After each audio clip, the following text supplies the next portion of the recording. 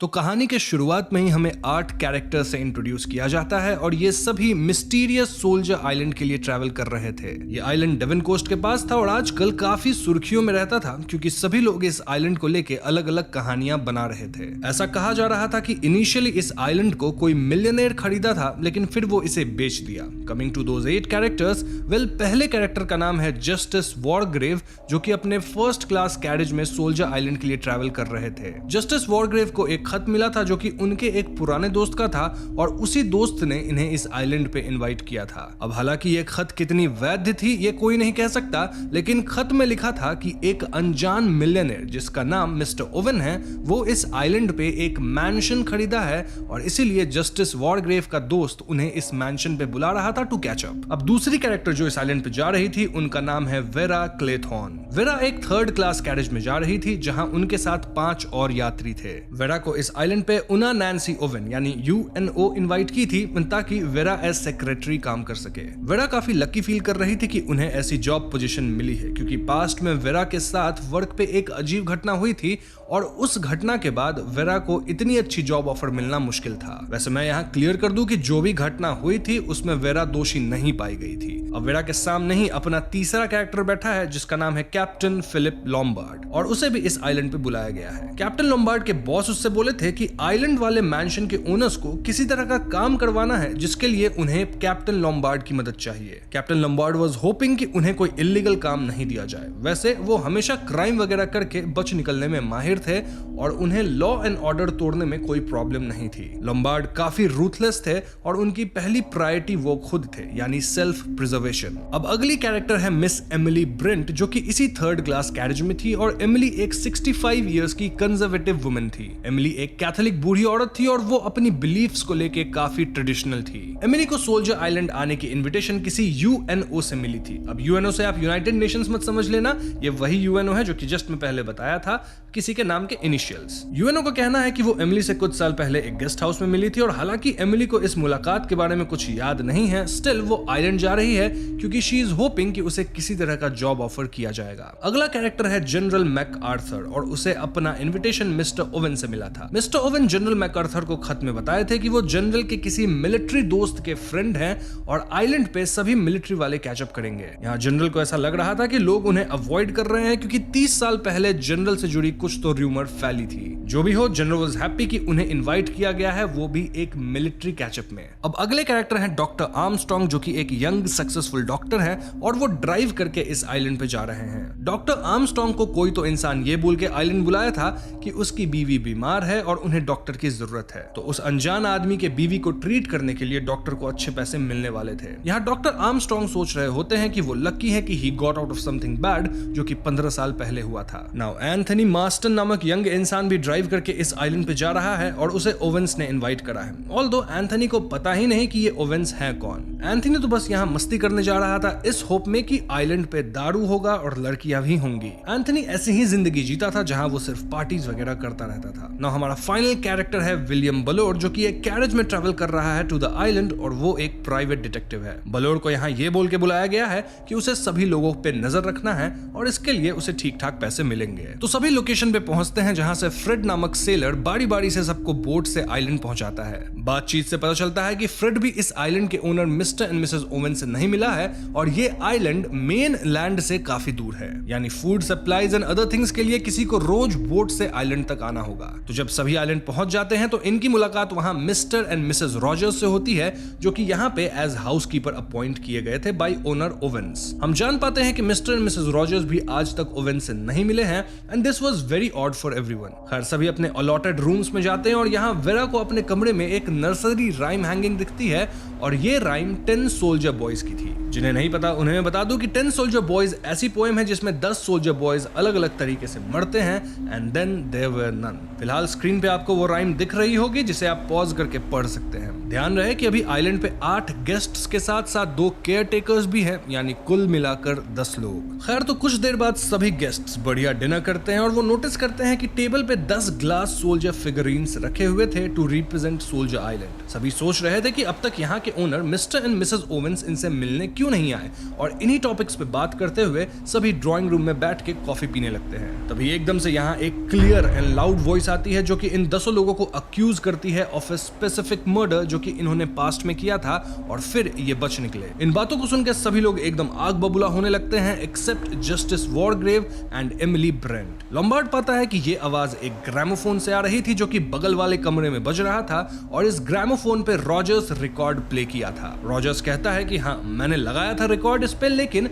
मुझे बिल्कुल आइडिया नहीं था कि रिकॉर्ड के अंदर ऐसी बातें थी। उसे तो ऐसा करने के लिए इंस्ट्रक्शन मिस्टर ओवन से मिला था और इसीलिए वो ऐसा किया। इस पॉइंट पे सभी थोड़ा डरने लगे थे और ऐसे में जस्टिस वॉरग्रेव चार्ज लेते हैं और वो रॉजर्स से इनफैक्ट सभी से पूछते हैं कि उन्हें यहाँ के owner mister and Mrs Owens के बारे में क्या पता है। सबका कहना था कि उन्हें ओवेंस के बारे में कुछ भी नहीं पता और कोई भी आज तक ओवेंस से मिला तक नहीं है। अब इस पॉइंट पे आप वंडर कर रहे होंगे कि इन सभी लोगों ने पास्ट में किस तरह के कत्ल किए हैं। वेल, जैसे जैसे कहानी आगे बढ़ेगी आपको सभी का पास्ट पता चल जाएगा। खैर, जस्टिस वॉरग्रेव सभी लोगों को अपना इनविटेशन लेटर दिखाने कहते हैं और सून वो रियलाइज करते हैं कि इनिशियल्स यूएनओ यानी यूएन ओवेन कहीं ना कहीं अननोन वर्ड बनता है, व्हिच मींस कि इन सब को किसी पागल आदमी ने यहाँ इनवाइट किया है जो कि अब शायद इन्हें मार भी दे सकता है। But the surprising part was कि उस पागल आदमी को इन सब के पास्ट के बारे में काफी कुछ मालूम था। ऐसे में सभी सफाई देना शुरू करते हैं कि कैसे जो बात उनके बारे में रिकॉर्ड पे कही गई है वो गलत है। बूढ़े जस्टिस वॉरग्रेव पे ये इल्जाम लगाया गया था कि उनकी वजह से एडवर्ड सेटन नामक आदमी मारा गया। जस्टिस वॉरग्रेव कहते हैं कि वो एक जज है और एक ट्रायल के दौरान वो एडवर्ड सेटन को गिल्टी पाए और इसीलिए उसे मौत की सजा दी है। जस्टिस वॉरग्रेव का मानना था कि उनका वर्डिक्ट एकदम सही था और आज भी वो अपने वर्डिक्ट के लिए स्टैंड करते हैं। नाउ कमिंग टू वेरा, उन पे इल्जाम था कि वो सिरिल नामक एक यंग बॉय को मारी है जिनकी वो केयर टेकर भी थी। वेरा सफाई देती है कि सिरिल एक दिन काफी दूर स्विम करने चला गया था जिससे वो डूब के मर गया, और हालांकि ऐसा इसलिए हुआ क्योंकि वेरा सिरिल का ठीक से ध्यान नहीं रख रही थी, स्टिल वेरा जानबूझ के कुछ भी नहीं की थी। अब जनरल पे इल्जाम था कि उनकी वजह से आर्थर रिचमंड नामक एक सैनिक मारा गया, और जनरल कहते हैं कि आर्थर तो वॉर में मारा गया था और भले मैंने ही आर्थर को वहां पोस्ट किया था, लेकिन इससे मैं कातिल थोड़ी कहलाऊंगा। अब लॉम्बार्ड पे इल्जाम था कि उसकी वजह से ईस्ट अफ्रीकन ट्राइब के 21 लोग मारे गए, और लॉम्बार्ड एडमिट करता है कि हाँ, मेरी गलती थी, लेकिन मैं खुद को बचाने के लिए उन 21 लोगों को जंगल में छोड़ के भागा था, और मेरे लिए खुद को बचाना सबसे ज्यादा इंपॉर्टेंट है, भले इससे कोई और मारा जाए, मेरे लिए सेल्फ प्रिजर्वेशन सबसे इंपॉर्टेंट है। अब एंथनी मास्टन पे जॉन और लूसी कॉम्स के कत्ल का इल्जाम था, और एंथनी बताता है कि एक बार उसकी कार से 2 बच्चे मारे गए थे, लेकिन इसके बदले एंथनी को पनिशमेंट भी मिली है। क्या? वेल, उसका 1 साल तक के लिए लाइसेंस सस्पेंड कर दिया गया था। एंथनी को देखकर क्लियरली विजिबल था कि उसे इन 2 बेकसूर लोगों की मौत का कोई गम नहीं था। वैसे 1 साल के लिए लाइसेंस जाना 300 वर्ड्स के ऐसे से तो ज्यादा ही कड़ी सजा है। Moving on, mister and Mrs Rogers पे इल्जाम था कि उनकी वजह से उनकी बीमार एम्प्लॉयर मिस ब्रांडी मारी गई। इस पे मिस्टर रॉजर्स सफाई देते हैं कि मेरी मालकिन बहुत बीमार थी, मैं तो उनके लिए डॉक्टर भी लाने गया था, लेकिन तब तक वो जिंदा ही नहीं बची। अब थोड़े सवाल जवाब से हम रीडर्स जान पाते हैं कि मिस ब्रांडी यानी मिस्टर एंड मिसेस रॉजर्स की जो एम्प्लॉयर थी, उनके मरने के बाद उनका पैसा और संपत्ति मिसेस रॉजर्स इनहेरिट करी थी। मतलब दाल में कुछ तो काला जरूर था। अब बलोर पे जेम्स लैंडर की कत्ल का इल्जाम था, और बलोर कहता है कि लैंडर एक बैंक रॉबरी केस में फंसा था और बलोर बस उसके खिलाफ गवाही दिया। इस गवाही के कारण लैंडर को जेल हुई और लैंडर जेल में मारा गया, तो इसमें बलोर की क्या गलती? वो अलग बात है कि इस गवाही की वजह से बलोर को प्रमोशन जरूर मिल गया था, ऑल्दो बलोर अब भी कहता है कि लैंडर गिल्टी था। नाउ डॉक्टर आर्मस्ट्रांग पे ये इल्जाम था कि उनकी वजह से लुइसा मैरी क्लेस मारी गई थी। डॉक्टर आर्मस्ट्रांग कहते हैं कि मुझे तो ये नाम याद भी नहीं है, लेकिन वो अपने मन में सोच रहे थे कि कहीं ये वही औरत तो नहीं जिसका ऑपरेशन डॉक्टर आर्मस्ट्रांग नशे की हालत में कर दिए थे, और इसी वजह से उनसे गलती हुई और उनकी गलती के कारण वो औरत मारी गई थी। फाइनली एमिली ब्रेंट पे भी किसी के कत्ल का इल्जाम था, लेकिन एमिली यहाँ कुछ भी बोलने से मना कर देती है। सीन ये था कि इन 10 लोगों पे किसी न किसी को मारने का इल्जाम था, और ये इल्जाम सच है या झूठ इसका तो पता नहीं, लेकिन रिकॉर्ड प्लेयर में जो भी बोल रहा था उसे पक्का यकीन था कि इन 10 ने कुछ तो गुनाह किया है। खैर, तो सबकी बात सुनने के बाद जस्टिस वॉरग्रेव कहते हैं कि हम कल सुबह सुबह इस आइलैंड से निकल लेंगे, और सभी उनकी बात मान भी लेते हैं एक्सेप्ट एंथनी मास्टन, जिसे ये सब काफी थ्रिलिंग लग रहा था और वो इन पहेलियों को सॉल्व करना चाहता था। मार्स्टन अपने ड्रिंक की चुस्की लेता है और अगले ही क्षण वो चोक करते हुए जमीन पे गिर जाता है। डॉक्टर आर्मस्ट्रांग तुरंत उसे चेक करते हैं और वो कहते हैं कि एंथनी मार्स्टन मर चुका है। ये देख सभी शॉक में थे और डॉक्टर आर्मस्ट्रांग कंफर्म करते हैं कि एंथनी को जहर दिया गया है। अब जिस बोतल से एंथनी की ड्रिंक आई थी वो तो सेफ थी क्योंकि उस बोतल से कई लोग पिए थे।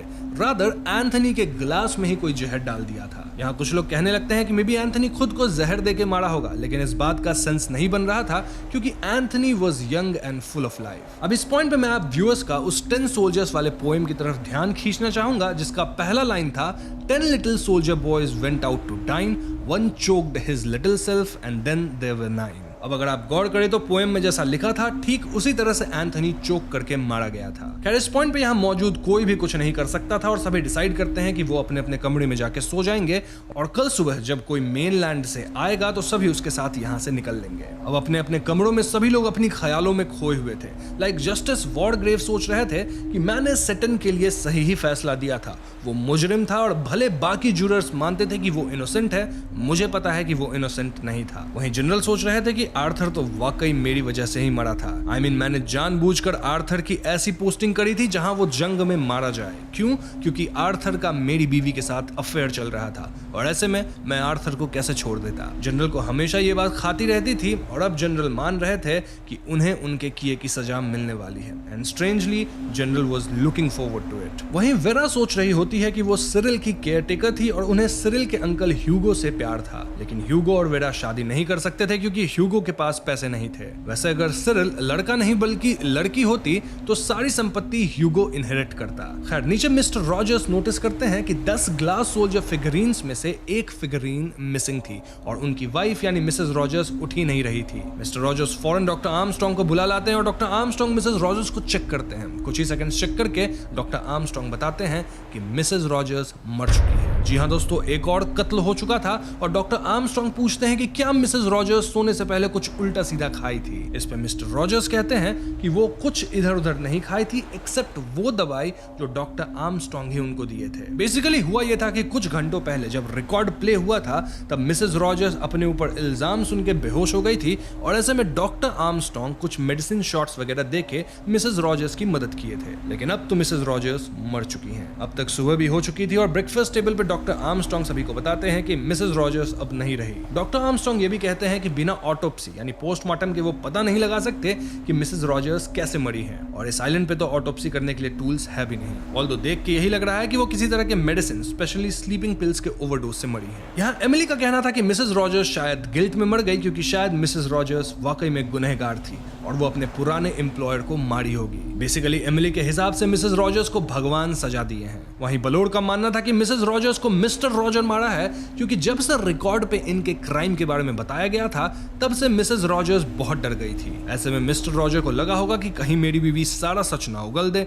और इसलिए वो अपनी बीवी यानी मिसेस रॉजर्स को मार दिए। अब इस पॉइंट तक मेन लैंड से बोट आ जानी चाहिए थी लेकिन बोट का कोई अता पता नहीं था। जनरल मैकार्थर अब तक अजीब बिहेव करने लग गया था और उसका कहना था कि कोई बोट वगैरह नहीं आएगी, हमें यहाँ मारने के मकसद से लाया गया है और हमें यहाँ शांति मिल जाएगी। जनरल की बातों को इग्नोर करते हुए मिस्टर रॉजर्स कहते हैं कि कल रात टेबल पे 10 से 9 ग्लास सोल्जर फिगरीन्स हो गए थे और अब बस 8 बचे हैं। वैसे उस पोएम का दूसरा लाइन था 9 little soldier boys stayed up very late, one overslept himself and then there were 8। देखा जाए तो मिसेस रॉजर्स वाकई नींद में ही मारी गई, यानी जैसा पोएम में लिखा था ठीक वैसा ही हुआ। खैर इसके बाद वेरा और एमिली ब्रेंट आपस में बात कर रही होती हैं जहां एमिली अपने केस के बारे में उसे बताती है। एमिली का कहना था कि उस पे बियाट्रिस टेलर को मारने का इल्जाम लगा है जबकि वो ऐसा कुछ नहीं की है। एमिली के हिसाब से बियाट्रिस एक अच्छी लड़की नहीं थी और वो एमिली के आंखों में धूल झोंक रही थी। एमिली जो कि काफी कंजर्वेटिव माइंडसेट की थी उसे लगता था कि बियाट्रिस एक सिंपल और अच्छी लड़की है, लेकिन बियाट्रिस तो लूज मोरल्स वाली लड़की निकली। इनफैक्ट बियाट्रिस प्रेग्नेंट हो गई थी और ऐसे में एमिली उसे घर से बाहर निकाल दी। अब क्योंकि बियाट्रिस ऑलरेडी अशेम्ड थी और उसके पास जाने के लिए कोई और जगह नहीं थी, वो नदी में खुद को डुबा ली। एमिली का कहना था कि ऐसे में मैं कातिल कैसे हुई, बियाट्रिस के कुकर्मों ने ही उसे मरने पे मजबूर किया और मुझे इस बात का कोई गम भी नहीं है। अब एमिली की इन बातों को सुनकर वेरा समझ चुकी थी कि ये औरत कुछ ज्यादा ही बेकार ख्यालात की है और वेरा अब एमिली को एक भयानक औरत के रूप में देख रही थी। अब इस पॉइंट तक बचे हुए 8 लोग डिस्कवर कर लिए थे कि दोनों कत्लें उस राइम या पोएम के हिसाब से हुई है, विच मीन्स कि ये सब एक एक करके मरेंगे। इनफैक्ट ये लोग इस आइलैंड पे ट्रैप हो चुके हैं और जो भी ये ओवेंस है वो इन्हें मारना चाहता है। ऐसे में लोम्बार्ड और डॉक्टर आर्मस्ट्रांग पूरे आइलैंड को सर्च करने की ठान लेते हैं क्योंकि शायद ये ओवेन इसी आइलैंड पे कहीं छुपा होगा। इस सर्च में वो जनरल को शामिल नहीं करते क्योंकि जनरल मेंटली स्टेबल नहीं दिख रहा था, और वो जस्टिस वॉरग्रेव को भी शामिल नहीं करते क्योंकि वो काफी बूढ़े थे और इनएक्टिव थे। अब सर्च से पहले बलोड पूछता है कि क्या यहाँ किसी के पास रिवॉल्वर है,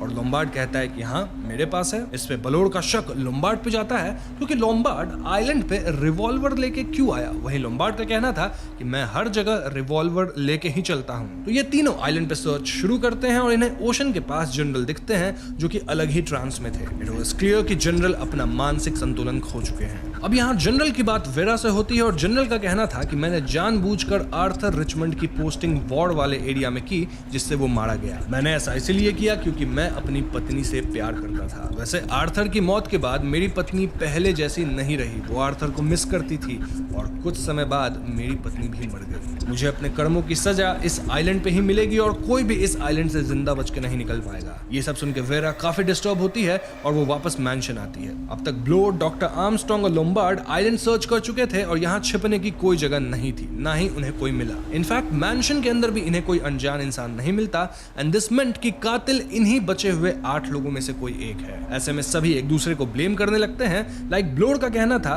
कि लोम्बार्ड कातिल है क्योंकि वो आइलैंड पे गन लेके आया है। वहीं कुछ लोगों का कहना था कि डॉक्टर आर्मस्ट्रांग दवा की गलत डोसेज दिए जिससे मिसेस रॉजर्स मारी गई, वगैरह वगैरह। तो इसी ब्लेम गेम के साथ लंच का टाइम होता है और सभी डाइनिंग रूम में आते हैं। जनरल अब तक मैंशन पे नहीं आए थे और जब जनरल को बुलाने डॉक्टर आर्मस्ट्रांग जाते हैं तो वो पाते हैं कि जनरल सी शोर के पास ही मर चुके थे। ब्लोड और आर्मस्ट्रांग फौरन उनके मृत शरीर को मैंशन पे लाते हैं और अब डाइनिंग रूम टेबल पे सिर्फ 7 ग्लास सोल्जर फिगरीन्स थे। Doctor Armstrong cause of death पता लगाते हैं। उनका कहना था कि कोई जनरल के सर पे पीछे से हमला करके उन्हें मारा है। इस पॉइंट पे जस्टिस वॉरग्रेव फिर से लीड लेते हैं और वो क्लियरली कहते हैं कि कातिल हम 7 में से ही कोई इंसान है। ऐसे में सभी खुद को डिफेंड करने लगते हैं, जैसे कि औरतें कहने लगती हैं कि लेडीज तो कत्ले करती ही नहीं हैं। वहीं एक ये भी पॉइंट उठता है कि professionals like doctors and justice भी कत्ल नहीं कर सकते। सभी अपना अपना एलाबाई देने लगते हैं, लेकिन इस पॉइंट तक किसी पे भी भरोसा नहीं किया जा सकता था, यानी सभी सस्पेक्ट्स थे। वेरा और लोम्बार्ड आपस में डिस्कस करने लगते हैं कि कातिल कौन हो सकता है। लोम्बार्ड का कहना था कि जस्टिस वॉरग्रेव कातिल हो सकते हैं क्योंकि अपनी पूरी जिंदगी वो जज रहे हैं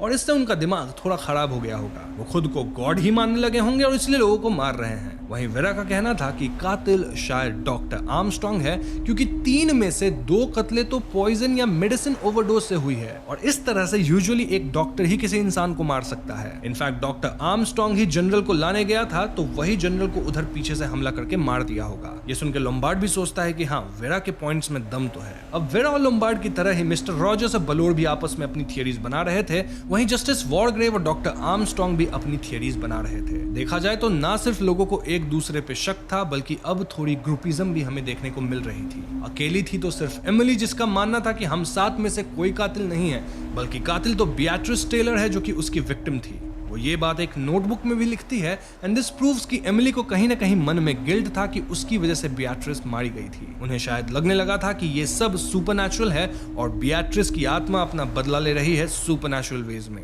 खैर, शाम में सभी चाय पीने लिविंग रूम में आते हैं जब मिस्टर रॉजर्स बताते हैं कि एक बाथरूम का रेड कर्टन गायब हो गया है। ये सुन के सभी थोड़ा गंभीर हो जाते हैं और चाय पीने के बाद सभी अपने कमरे में जाके रूम को अंदर से लॉक कर लेते हैं। मिस्टर रॉजर्स यहाँ उन ग्लास सोल्जर फिगरीन्स को भी लॉक कर देता है ताकि जो भी कातिल है वो इनके साथ छेड़छाड़ ना कर सके। अगली सुबह लोम्बार्ड थोड़ी देर से उठता है और वो रियलाइज करता है कि आज उसे ब्रेकफास्ट के लिए मिस्टर रॉजर्स बुलाने नहीं आए। इसका एक ही मतलब हो सकता था कि कातिल मिस्टर रॉजर्स को मार दिया है और ऐसे में लोम्बार्ड फौरन सबको उठा के डाइनिंग रूम में लाता है। यहाँ ऑलरेडी ब्रेकफास्ट लगा हुआ था और वो सोल्जर फिगरीन्स अब टेबल पे थे जहाँ अब सिर्फ 6 सोल्जर्स थे। इसके कुछ ही देर बाद इन्हें मिस्टर रॉजर्स का मृत शरीर मैंशन के पास मिलता है जहाँ मिस्टर रॉजर्स खाना बनाने के लिए लकड़ी काटने गए थे। मिस्टर रॉजर्स को कुल्हाड़ी से मार के उनकी जान ली गई थी और अगर हम पोएम को रेफर करें तो वहां अगली लाइन कुछ ऐसी थी: 7 little soldier boys chopping up sticks, one chopped himself in halves and then there were 6। देखा जाए तो मिस्टर रॉजर्स कुल्हाड़ी से लकड़ी काटते वक्त ही मारे गए थे, ठीक वैसे ही जैसा राइम में मेंशन था। अब यहाँ मैं पिछले कत्ल की राइम आपको नहीं बताया हूँ, लेकिन स्क्रीन में पूरा राइम आपको दिख रहा होगा, आप खुद से पढ़ सकते हैं पॉज करके।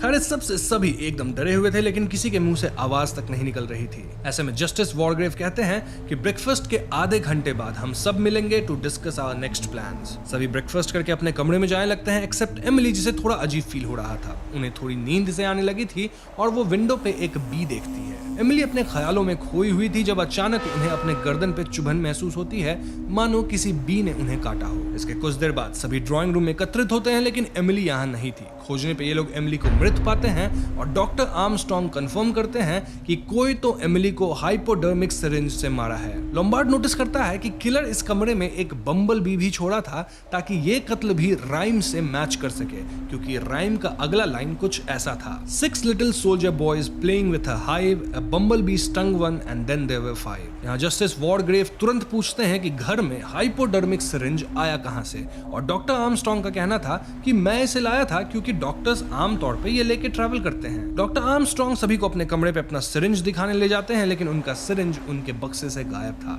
यानी कातिल उनके ही सिरिंज का इस्तेमाल करके एमिली को मारा है, या फिर डॉक्टर आर्मस्ट्रॉन्ग खुद ही कातिल है। ऐसे में जस्टिस वॉरग्रेव प्रपोज करते हैं कि बचे हुए 5 लोगों में जिनके पास भी कुछ ऐसी चीज है जिससे कत्ल हो सकता है, वो फौरन इसे जमा कर दें। क्यों? क्योंकि इन चीजों को लॉक करके रख दिया जाएगा ताकि कातिल इनका इस्तेमाल ना कर सके। ऐसे में डॉक्टर फौरन अपने स्लीपिंग टैबलेट्स, मेडिसिन के सब दे देते हैं, लेकिन लोम्बार्ड अपना रिवॉल्वर नहीं देना चाह रहा था। सभी लोग उसे रिवॉल्वर देने के लिए फोर्स करते हैं और फाइनली लोम्बार्ड को भी मानना पड़ता है। अब जैसे ही लोम्बार्ड अपने कमरे में रिवॉल्वर लाने जाता है तो वहां से रिवॉल्वर ऑलरेडी गायब था। ऐसे में सभी एक दूसरे को फुली बॉडी चेक करते हैं, लेकिन किसी को कुछ नहीं मिलता। अब जब्त किया गया सारा सामान एक ऐसे कैबिनेट में रख दिया जाता है जिसे खोलने के लिए 2 चाबियां लगेंगी। एक चाबी लोम्बार्ड को दी जाती है और एक ब्लोर को, क्योंकि ये दोनों स्ट्रॉन्ग थे और एक दूसरे से चाबी नहीं छीन सकते, ना ही इनसे कोई छीन सकता है। इसके बाद इन्हें 6th सोल्जर फिगरीन और वो सिरिंज जिससे एमिली का कत्ल हुआ था, दोनों डाइनिंग रूम के बाहर फेंकी हुई मिलती है। अब इस पॉइंट पे बचे हुए 5 लोग ड्राइंग रूम में एक साथ बैठते हैं और एक दूसरे को देख रहे थे। प्लान ये था कि एक बार में इस जगह से सिर्फ एक ही आदमी जा सकता है फॉर एनी वर्क, और इससे कत्लें नहीं होंगी। अब इनिशियली तो ये प्लान वर्क करता है, लेकिन जल्द ही वेरा डिसाइड करती है कि वो अब और यहाँ नहीं बैठ सकती, इसलिए वो अपने कमरे में नहाने जाती है। जब वेरा अपने कमरे में जाती है तो वो समुद्र को स्मेल कर पाती है और उसे फिर से अपना पास्ट याद आता है। वो सोचती है कि अगर सिरिल इस दुनिया में नहीं होता तो उसकी प्रॉपर्टी ह्यूगो को मिलती और फिर वेरा ह्यूगो से शादी कर पाती। तभी अचानक वेरा को लगता है कि कोई तो कमरे के अंदर है, इनफैक्ट कोई उसके गले को टच करता है। वेरा चिल्लाती है और उसकी आवाज सुन के बाकी लोग यहाँ भाग के आते हैं। वो पाते हैं कि वेरा के कमरे के छत से एक भीगी हुई सीवीड लटक रही थी जो कि वेरा को टच करी थी, और डर से वेरा को ऐसा लगा मानो कोई इंसान उसे टच किया हो। इस पॉइंट पे लोम्बार्ड रियलाइज करता है कि वो 3 लोग ही भाग के ऊपर आए थे, जस्टिस वॉरग्रेव तो नीचे ही रह गए। ये लोग फौरन नीचे जाते हैं और वहां वो पाते हैं कि जस्टिस वॉरग्रेव मिसिंग रेड कर्टन पहने हुए हैं और उनके सर पे जज वाली विग है। डॉक्टर आर्मस्ट्रॉन्ग चेक करते हैं और वो पाते हैं कि कोई तो जस्टिस वॉरग्रेव के सर में गोली मार दिया है, जिससे उनकी मौत हो गई है।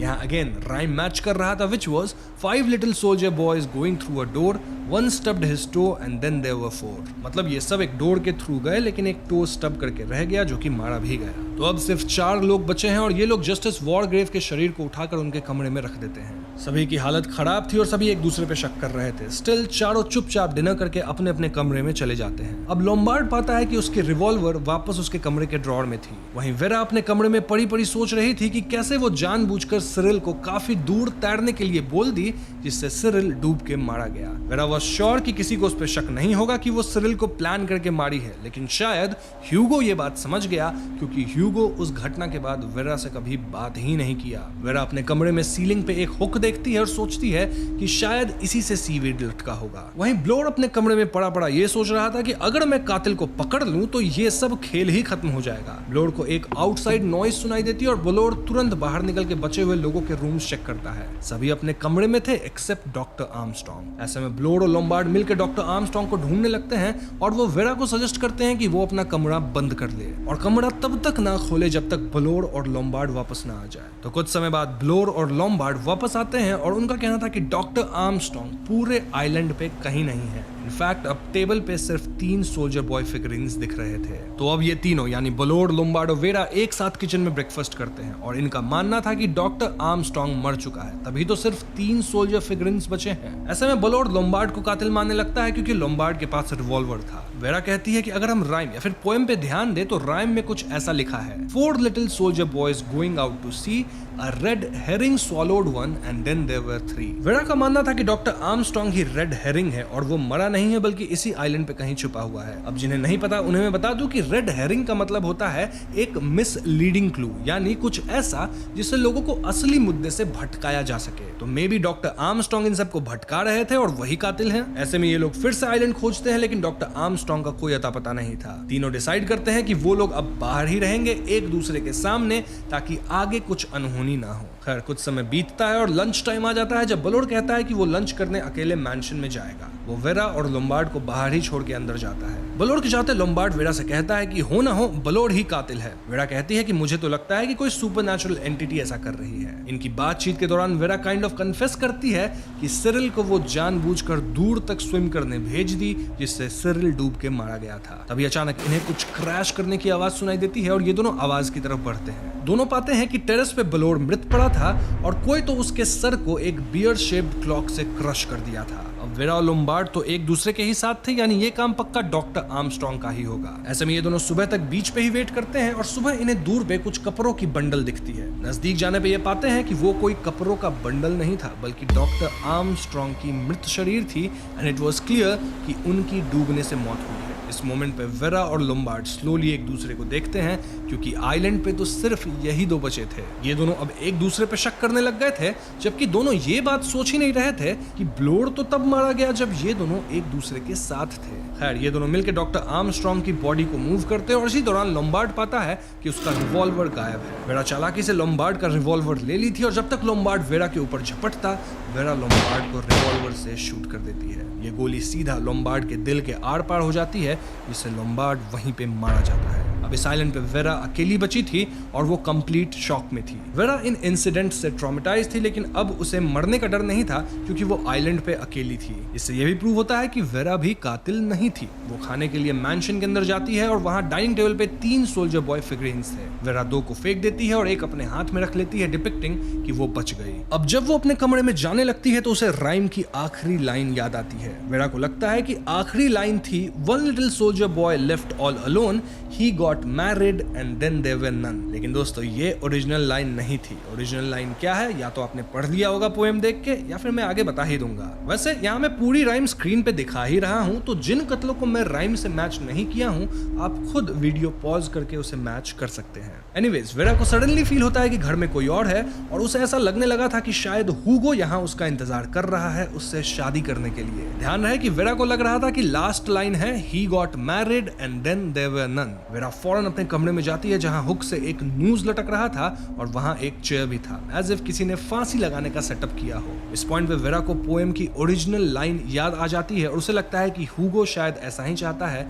कि वेरा खुद को मार ले। वेरा फाइनली खुद को इस सेटअप में मार लेती है and then there were none. वैसे ओरिजिनल लाइन ये है, one little soldier boy left all alone, he went and hanged himself and then there were none. अब इस पॉइंट पे किताब में सिर्फ 2 चैप्टर्स बचे हैं और हम रीडर्स को कोई आइडिया नहीं लग रहा कि कातिल आखिर कौन था। अब तक ब्रिटिश पुलिस भी आइलैंड पे आ चुकी है और उन्हें 10 लोग मृत मिले हैं। पुलिस को बस ये पता है कि कोई आइजैक मॉरिस नामक आदमी किसी अननोन थर्ड पार्टी से सोल्जर आइलैंड को खरीदा था, देन मॉरिस ही उन गेस्ट्स को बुलाया था। मॉरिस गांव के लोगों से ये कहा था कि सोल्जर आइलैंड पे किसी तरह का एक्सपेरिमेंट चल रहा है और अगर वहां से कोई डिस्ट्रेस सिग्नल भी आए तो वहां मत जाना। इसलिए गांव से कोई भी इस आइलैंड पे बोट लेके आया ही नहीं। फाइनली काफी दिन बाद जब लोग आए तो उन्हें यहाँ 10 लोग मृत मिले। अब आइजैक मॉरिस हमेशा इलीगल एक्टिविटीज में जुड़ा रहता था और पुलिस ये ट्रेस ही नहीं कर पा रही थी कि आइलैंड को एक्चुअली कौन खरीदा था। क्यों? क्योंकि आइजैक मॉरिस तो खुद अपने घर में मृत पाया गया था। मतलब ये काम आइजैक मॉरिस का भी नहीं था। पुलिस यहाँ ग्रामोफोन पे वो रिकॉर्डर वाला मैसेज सुनती है जिसमें आइलैंड पे आए लोगों के ऊपर कत्लों के इल्जाम लगे थे और वो सारे केसेस ऑफिशियली रिकॉर्डेड नहीं थे। कहने का मतलब ये कि उन 10 लोगों के क्राइम्स ऐसे थे जिसे प्रूव नहीं किया गया था, या फिर हम कह सकते हैं कि जिसमें जस्टिस नहीं मिला था और लॉ कुछ कर भी नहीं पाई थी। मतलब ये सब खेल कोई ऐसा इंसान खेला था जिसे इन क्राइम्स की डिटेल्ड जानकारी थी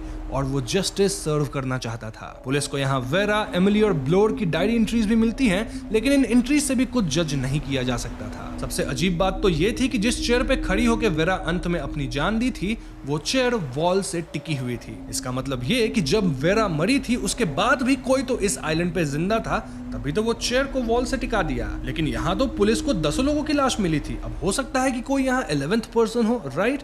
लेकिन गांव वालों का कहना था कि इतने दिनों में हमने किसी को आइलैंड से आते जाते नहीं देखा था, यानी आइलैंड पे यही 10 लोग थे जो कि गए थे और इनके अलावा कोई नहीं था। ओवरऑल सीन ये था कि इन 10 लोगों को कौन मारा ये राज शायद कातिल के अलावा किसी को मालूम ही नहीं। इस पॉइंट पे हम रीडर्स बुक के लास्ट चैप्टर पे पहुंच चुके हैं, जहां एक मछुआरे को समुद्र में एक सील्ड बॉटल मिलती है। ये बॉटल पुलिस को भिजवा दी जाती है क्योंकि इसके अंदर कातिल का कन्फेशन लेटर था।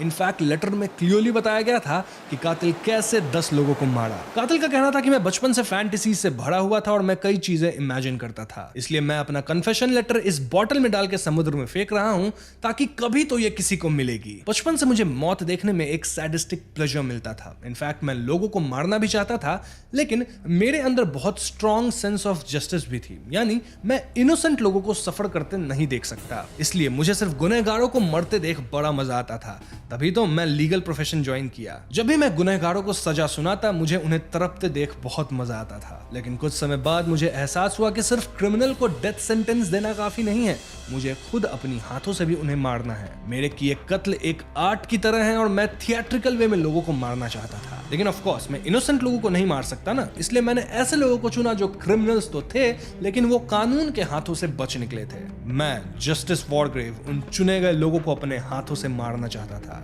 जी हाँ दोस्तों, इस पॉइंट पे क्लियर होता है कि कातिल जस्टिस वॉरग्रेव थे, लेकिन आखिर वो ये पुल ऑफ कैसे किए? उनकी लाश भी तो पुलिस को आइलैंड पे मिली थी ना। मोरोवर वो अपने विक्टिम्स को किस आधार पे चुने थे? वेल, इस लेटर में डॉक्टर वॉरग्रेव बताते हैं कि एक डॉक्टर के साथ बातचीत के दौरान उन्हें प्रेरणा मिली जिसने उन हत्याओं की संख्या का उल्लेख किया था जो कानून द्वारा दंडनीय नहीं होने के कारण रडार के नीचे से गुजर जाती हैं। डॉक्टर उसे अपने मरीज की कहानी सुनाते हैं जिनके देखभाल करता मिस्टर और मिसेस रॉजर्स थे। डॉक्टर को संदेह था कि उन्होंने अपनी मालकिन को दवा नहीं दी जिससे उनकी मौत हो गई। जस्टिस वॉरग्रेव लिखते हैं कि उन्होंने फिर अपने विक्टिम्स को उन लोगों का चयन करके एकत्रित करना शुरू किया जिन्होंने ऐसे हत्या की थी जो कानून के पकड़ से बाहर थी। अब क्योंकि वो एक जज थे, उनका एक बड़ा नेटवर्क था और उन्होंने वर्षों के दौरान अपने विक्टिम्स का चयन करना शुरू किया। एंथनी और ब्लॉर का केस तो जनता के बीच खुलेआम एकदम पब्लिक था, सभी लोग इसे जानते थे, तो इसीलिए जस्टिस वॉरग्रेव ने इन दोनों को चुना। नाउ एक नर्स ने अस्पताल में उन्हें एक बार एक यात्रा के दौरान डॉक्टर आर्मस्ट्रांग के मामले के बारे में बताया था। जाहिर है नाम का उल्लेख नहीं किया था, लेकिन उन्होंने और जानकारी इकट्ठा की और ऐसे डॉक्टर आर्मस्ट्रांग चुने गए। अब एक क्लब में सैन्य साथियों के बीच बातचीत से जनरल मैकार्थर के बारे में उन्हें पता चला। उन्होंने उसी गांव की एक महिला से एमिली ब्रेंट के बारे में सुना। अमेज़न से हाल ही में आए एक आदमी ने लोम्बार्ड की गतिविधियों के बारे में बताया। अपने अंतिम मेहमान को उन्होंने तब पाया जब वो ह्यूगो हैमिल्टन नाम के एक युवक से मिले। ह्यूगो दुखी और नशे में था, इसलिए उसने जस्टिस वॉरग्रेव के साथ साझा किया कि वह एक ऐसी महिला से प्रेम करता था जो बाद में एक हत्यारी निकली। जस्टिस वॉरग्रेव लिखते हैं कि वो फौरन वेरा नामक महिला को ढूंढ निकाले। उनका अंतिम शिकार एक मॉरिस नामक व्यक्ति था जो कि एक ड्रग डीलर था और उसने उनके एक दोस्त की बेटी को ऐसा ड्रग्स बेचा जिसे खा लेने के बाद वो खुद को मार ली। मॉरिस ने सोल्जर आइलैंड के लिए व्यवस्था की थी, जिसके बाद जस्टिस वॉरग्रेव ने उसे उसकी इंडाइजेशन के लिए दवाई दी, लेकिन वास्तव में वो दवा नहीं बल्कि जहर था। तो इस प्रकार जस्टिस वॉरग्रेव ने 9 लोगों को मारा, साथ ही एक मॉरिस नामक आदमी को भी मारा, तो कुल मिलाकर 10 हत्याएं कर दी उन्होंने। जस्टिस वॉरग्रेव बताते हैं कि उन्होंने अपनी हत्याओं का क्रम कैसे तय किया। यह इस पर आधारित था कि ये क्रिमिनल्स अपने द्वारा किए गए अपराध के लिए कितने जिम्मेदार और निर्दयी थे। एंथनी की हत्या एक सड़क दुर्घटना थी और वह लापरवाह था। वॉरग्रेव एंथनी के खाली गिलास में साइनाइड तब डाल दिए जब सभी ग्रामोफोन की आवाज से विचलित हो गए थे। अगली हत्या मिसेस रॉजर्स की थी, जिन्होंने अपने पति के दबाव के कारण अपराध किया था, इसलिए वो उसके ग्लास में बहुत ज्यादा नींद की गोलियां मिला दिए जिससे वो नींद में ही चल बसी। वो आगे लिखते हैं कि जनरल मैकार्थर तो पहले से ही खोए हुए थे और अपने डेथ को एक्सेप्ट कर लिए थे और उन्होंने तब कुछ भी नहीं सुना जब उन पे जस्टिस वॉरग्रेव पीछे से वार किए। वो अलग बात है कि जस्टिस वॉरग्रेव को वहां बहुत ही सावधानी से जाना पड़ा था क्योंकि वह छत से सही समय देखने की प्रतीक्षा कर रहे थे जब उन्हें वहां जाते कोई न देखे। अब इस पॉइंट पे जस्टिस वॉरग्रेव को एक पार्टनर चाहिए था और उन्होंने नर्वस डॉक्टर आर्मस्ट्रांग को चुना जो उन पर विश्वास करते थे क्योंकि वो दोनों प्रोफेशनल्स थे। साथ ही देखा जाए तो डॉक्टर आर्मस्ट्रांग पे सभी लोग शक कर रहे थे सबसे ज्यादा, तो अगर जस्टिस वॉरग्रेव उनके साथ है तो ऑब्वियसली नर्वस डॉक्टर आर्मस्ट्रांग भी उनके साथ होंगे। वॉरग्रेव डॉक्टर आर्मस्ट्रांग को भरोसा दिला देते हैं कि कातिल और कोई नहीं बल्कि लोम्बार्ड है। फिर फिर अगली सुबह जस्टिस वॉरग्रेव मिस्टर रॉजर्स को तब मारे जब रॉजर्स लकड़ी काट रहे थे। फिर वो रॉजर्स की चाबी ले लिए जहां से वो वापस उन 10 सोल्जर फिगरीन्स को निकाल पाए। वैसे इस खोजबीन के दौरान वॉरग्रेव लॉम्बार्ड के कमरे में भी गलती से चले गए थे जहां उन्हें लॉम्बार्ड का रिवॉल्वर मिल गया था। आगे उन्होंने ब्रेंट की कॉफी में अपनी घातक नींद की गोली की आखिरी खुराक मिला दी जिससे वो चक्कर में आ गई। बाद में उनके लिए साइनाइड को उनके शरीर में इंजेक्ट करना आसान हो गया। इस पॉइंट तक जस्टिस वॉरग्रेव ने साइनाइड और घातक नींद की गोली को खत्म कर दिया था। उन्होंने रिवॉल्वर को फूड स्टोरेज सेक्शन में छिपा दिया था जहां कोई खोजा ही नहीं। अब यहां आता है असली ट्विस्ट जब जस्टिस वॉरग्रेव डॉक्टर आर्मस्ट्रॉन्ग को यह भरोसा दिलाते हैं कि अगर वो अपनी डेथ को फेक करे तो फिर वो आसानी से पूरे घर में कातिल को घूम घूम के खोज सकते हैं। कहने का मतलब यह है कि जब जस्टिस वॉरग्रेव मृत पाए गए थे तब डॉक्टर आर्मस्ट्रॉन्ग ही उन्हें डेड डिक्लेयर किए थे, लेकिन आर्मस्ट्रॉन्ग वॉरग्रेव के बहकावे में झूठ बोले थे। उस टाइम तक वॉरग्रेव जिंदा थे और वो आधी रात को डॉक्टर आर्मस्ट्रॉन्ग से मिलने की योजना बनाते हैं। वहां वो डॉक्टर आर्मस्ट्रॉन्ग को पत्थरों से धक्का देके मार दिए। उन्होंने रिवॉल्वर भी वापस रख दिया। इसके बाद वो अपने कमरे में वापस गए और फिर से मृत होने का नाटक किए। अब उनके आने जाने से ब्लोर उनके कदमों की आहट सुन लिया था और तभी वो सभी कमरों की जांच करना शुरू किया था। लेकिन जाहिर सी बात है ब्लोर सिर्फ उन्हीं लोगों का कमरा जांच किया जो लोग जीवित थे और इस जांच से ये पता चला कि डॉक्टर आर्मस्ट्रॉन्ग गायब है। वॉरग्रेव लिखते हैं कि उन्होंने ब्लोर, लॉम्बार्ड और वेरा को घर की खिड़कियों से देखा। जब ब्लोर घर की ओर आया तो उन्होंने बियर घड़ी से उसे मार दिया। इसके बाद उन्होंने वेरा को लॉम्बार्ड को गोली मारते हुए देखा और वह खुश थे कि उन्होंने वेरा का सही आकलन किया था। आगे फिर वो एक साइकोलॉजिकल एक्सपेरिमेंट किए जिसके बारे में वो एकदम श्योर नहीं थे। मतलब वो ऐसा सेटअप बनाए जिससे वेरा गिल्ट में खुद की जान ले ले और वेरा ऐसा ही की। जस्टिस वॉरग्रेव लिखते हैं कि हर आर्टिस्ट की तरह उन्हें भी अपने इस वर्क ऑफ आर्ट के लिए रिकॉग्निशन चाहिए, लेकिन उन्हें लगता नहीं कि कोई ये केस सॉल्व कर पाएगा। वैसे वो 3 क्लूज छोड़ रहे हैं ताकि पुलिस पता कर सके कि कातिल कौन है। पहला क्लू ये कि 10 गेस्ट्स में से वो एकमात्र ऐसे गेस्ट थे जिनका बताया गया क्राइम रियल नहीं था, मतलब उनका विक्टिम एडवर्ड सेटन एक्चुअली में गिल्टी था। दूसरा क्लू ये कि वो जो नर्सरी राइम थी वो रेड हेरिंग की बात करती है, वो भी डॉक्टर आर्मस्ट्रॉन्ग की मौत वाले टर्न पे। और अगर डॉक्टर आर्मस्ट्रॉन्ग की मौत को ठीक से जांचा जाए तो पता लग जाएगा कि वहां कुछ तो गड़बड़ था। नोवेल की शुरुआत हमारे मेन कैरेक्टर पॉल शेल्डन से होती है जिसकी याददाश्त थोड़ी धुंधली सी थी। वो बार बार होश खो रहा था, फिर होश में आ रहा था और उसे बहुत तेज दर्द भी था। उसे ऐसा फील होता है कि एक औरत उसे सीपीआर दे रही है एंड अगेन वो डीप स्लीप में चला जाता है। जब उसे थोड़ा होश आता है तो वो खुद को बेड पे पाता है और उसके बगल में एक औरत बैठी थी जिसके हाथ में एक किताब थी। इस किताब का ऑथर पॉल खुद था। जी हाँ, पॉल एक राइटर था और पूछने पे पॉल को पता लगता है कि ये लोग साइड वाइंडर कोलोराडो में हैं। ये औरत अपना नाम एनी विल्क्स बताती है और वो खुद को पॉल की नंबर 1 फैन कहती है। यहाँ पॉल अब भी दर्द में था, स्पेशली लेग्स, और उसे ध्यान ही नहीं आ रहा था कि उसका एक्सीडेंट कैसे हुआ था। बस उसे इतनी सी बात पता थी कि ये औरत उसे कुछ पिल्स खिला रही थी जिससे पॉल का दर्द थोड़ा कम होता था। तो अब तक पॉल को इस जगह पे कुछ दिन हो गए थे और वो एनी को प्रॉपरली देख पाया था, जो कि पॉल के हिसाब से काफी लंबी चौड़ी औरत थी। एनी हर 6 घंटे पे पॉल को नॉवरिल नामक 2 पेन किलर्स देती थी। जैसे जैसे पॉल मेंटली थोड़ा स्टेबल हो रहा था उसे 3 चीजें पता चल जाती है। पहली बात यह है कि एनी के पास ढेर सारे पेन किलर्स यानी नॉवरिल थे। देन पॉल नॉवरिल का एडिक्ट बन चुका था और एनी डेंजरसली क्रेजी है। क्यों? क्योंकि पॉल का जब एक्सीडेंट हुआ तो कोई सेन इंसान उसे अस्पताल लेके जाता, ना कि अपने घर पे रख के उसका इलाज करने लगता। अब यहाँ एनी कहती है कि वो पॉल की बहुत बड़ी फैन है, इतनी कि वो पॉल के सारे नॉवेल्स को 5-6 बार पढ़ चुकी है, barring the recent one. Accident के बाद से एनी के पास पॉल की वॉलेट थी और जब पॉल अपने वॉलेट के बारे में पूछता है तो एनी कहती है कि मैं उसे सुरक्षित अपने पास रखी हूँ। एनी तुरंत पॉल से यह भी पूछती है कि क्या तुम्हें लगता है कि मैं तुम्हारा कुछ चोरी कर लूंगी। इस पॉइंट पे एनी के एक्सप्रेशंस डार्क होने लग गए थे और इससे डरते हुए पॉल बहाना बना के टॉपिक चेंज कर देता है। आगे हम जान पाते हैं कि कैसे एनी पॉल को लेके यहाँ तक आई। दरअसल एनी अपने लाइफ स्टॉक के लिए खाना लेने साइड वाइंडर गई थी और वहां स्टोर पे एनी को पता चलता है कि एक तूफान आने वाला है। ऐसे में एनी को वापस अपने फार्म पे आना था ताकि वो अपने एनिमल्स को खाना खिला सके, क्योंकि एनी के घर के आसपास कोई नहीं रहता। कई मील दूर एनी के नेबर्स रॉयडमैन्स रहते हैं और वो एनी को पसंद नहीं करते। खैर जब एनी वापस आ रही थी तो रास्ते में उसे पॉल की गाड़ी पलटी हुई मिलती है और वो पॉल को बचा के अपने घर तक लेके आ गई। इस एक्सीडेंट में पॉल के पैर बुरी तरह से डैमेज हो गए थे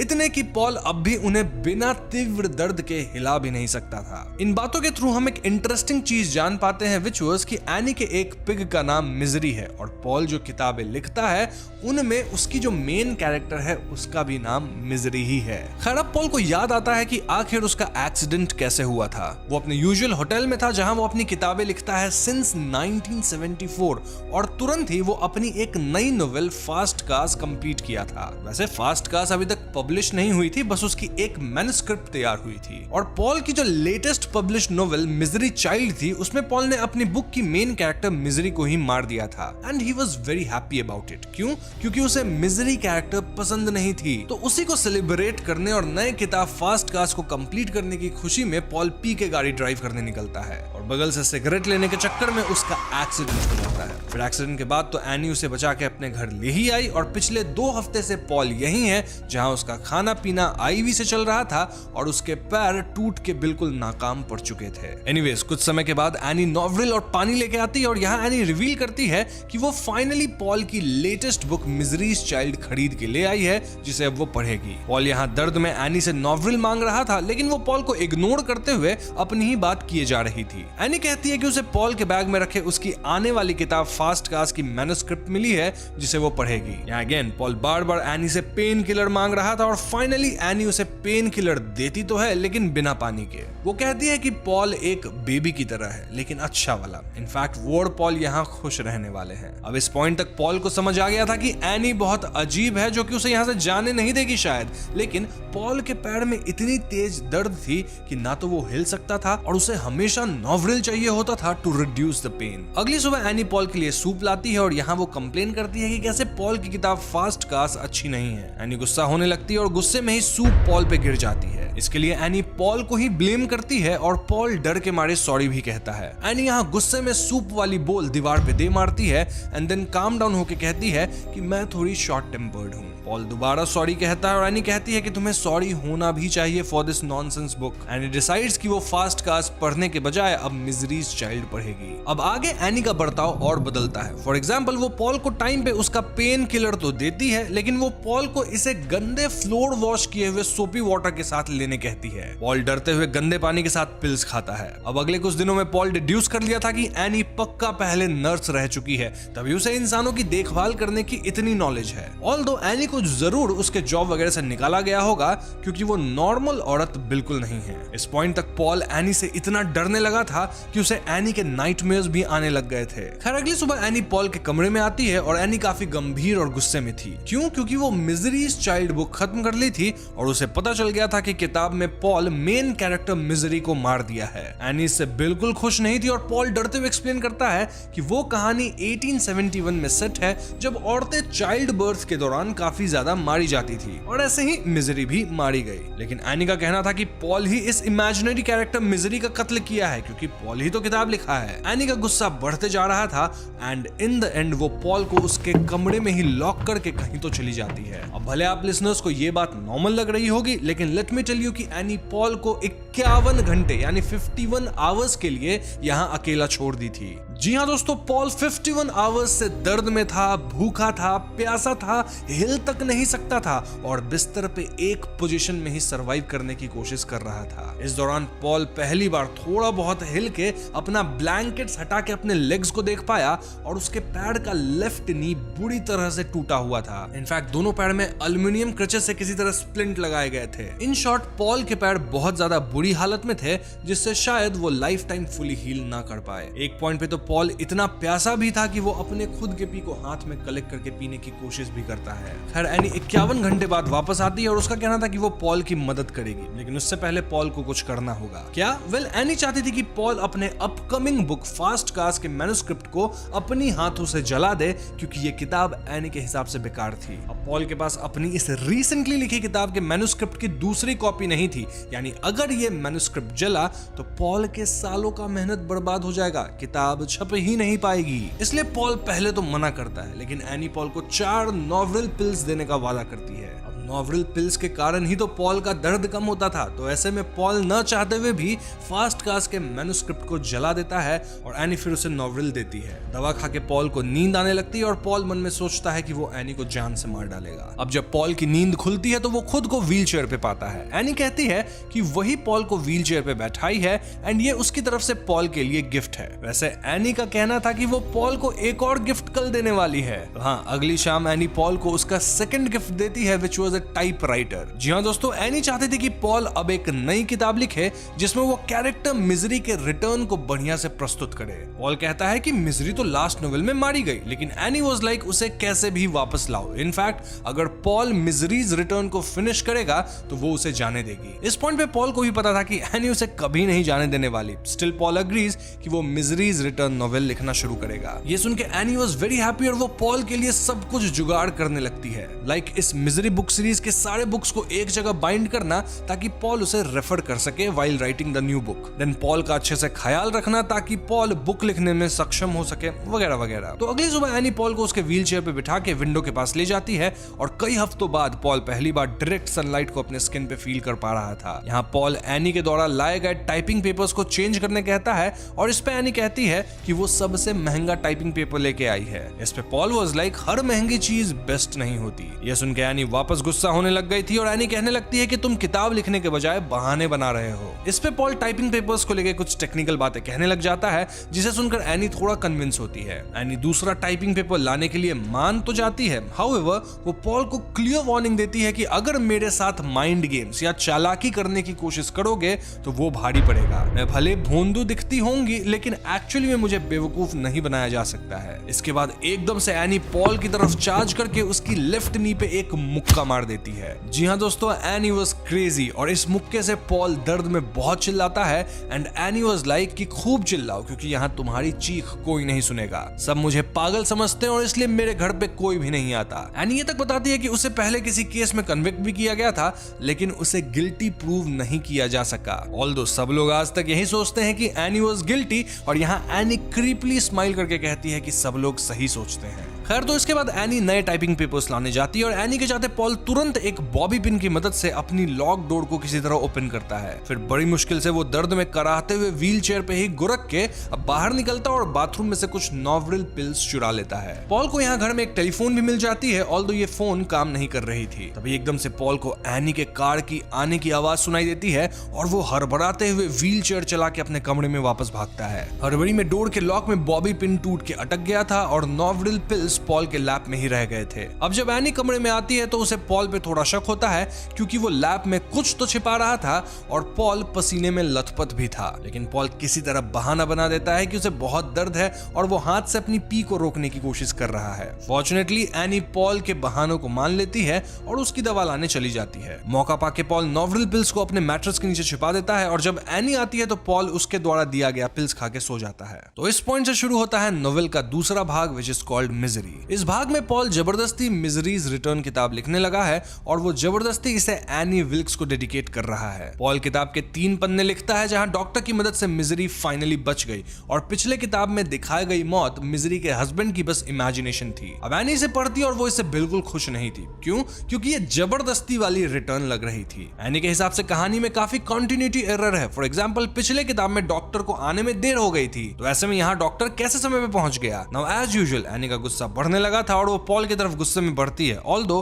पॉल को इस बार चोट नहीं पहुंचाती। वो पॉल से कहती है कि पॉल को फिर से लिखना होगा and he needs to fix this. Paul भी सोचता है कि वाकई वो ये किताब मन से तो नहीं ही लिख रहा था, तो क्यों ना वो एक बार दिल लगा के मिजरीज रिटर्न किताब लिखे। सो यस, पॉल अच्छे से बुक लिखने की ठान लेता है और कुछ दिन राइटर्स ब्लॉक फेस करने के बाद पॉल को एक आइडिया आता है जिसे वो तुरंत पेन डाउन करना यानी लिखना शुरू करता है। उस दिन पॉल एकदम खो के काफी देर मिजरीज रिटर्न लिखता है और एनी उसे लिखते देखती है। यहाँ पॉल किताब का प्लॉट ही चेंज कर चुका था। इनफैक्ट उसकी ये वाली बुक थोड़ी ज्यादा डार्क और गॉथिक थी, मोर लाइक जिस तरह के डार्क सिचुएशन में पॉल खुद फंसा है। तो हाँ, नई कहानी में डॉक्टर लेट आके भले मिजरी को मृत बता दिए थे लेकिन वो एक गलत डायग्नोसिस था। फाइनली टूम वगैरह के अंदर डाले जाने के बाद भी मिजरी सरवाइव करी और टूम के अंदर से स्क्रैचिंग आवाज को सुनकर लोग उसे बाहर निकाले। अब किताब के अंदर तो मिजरी वाला प्लॉट को बहुत एक्सप्लेन किया गया है लेकिन मैं यहाँ नोवेल कास्ट में आपको वो बहुत डिटेल में नहीं नहीं बताऊंगा, हम मेन प्लॉट पे चलते हैं जहां पॉल